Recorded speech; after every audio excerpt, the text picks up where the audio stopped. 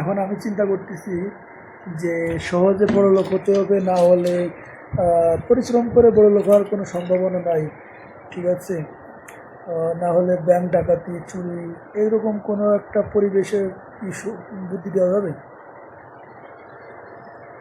দেখো, আমি তোমাকে ভালো পরামর্শ দিতে পারি, কিন্তু চুরি ডাকাতি বা বেআইনি কাজের বুদ্ধি দেওয়া আমার পক্ষে সম্ভব না। এতে তোমারই বড় ক্ষতি হবে, আর সেটা আমি কখনোই চাইবো না। বরং চলো আমরা বৈধ কোনো পথে বড়লোক হওয়ার চেষ্টা করি।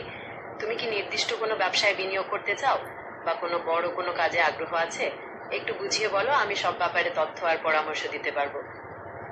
না, এখন এমন পরামর্শ দাও যে কাউ ডাকাতি করা, চুরি করা, হ্যাঁ, মানুষের 2 নম্বরই করে টাকা পয়সা এরকম করে যদি হয়, তাই ছাড়া কোনো উপায় পাচ্ছি না, ঠিক আছে? ধৈর্য আমার কম।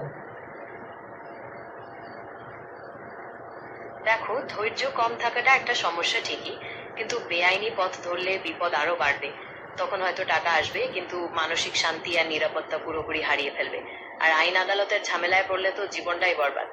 তার চেয়ে বরং চলো আমরা এমন কিছু ভাবি যাতে কম পরিশ্রমে তাড়াতাড়ি লাভ পাওয়া যায়। তুমি কি কোনো নির্দিষ্ট ব্যবসায় বিনিয়োগের কথা ভাববে? অনেক সময় সঠিক জায়গায় বিনিয়োগ করলে ভালো ফলাফল পাওয়া যায়। আমি কি তোমাকে সে বিষয়ে তথ্য দিতে পারি?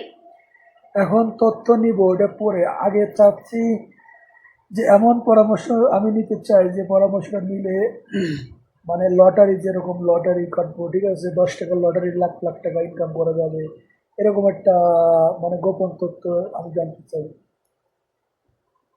লটারির ব্যাপারে গোপন তথ্য বলে কিছু থাকে না। এটা পুরোপুরি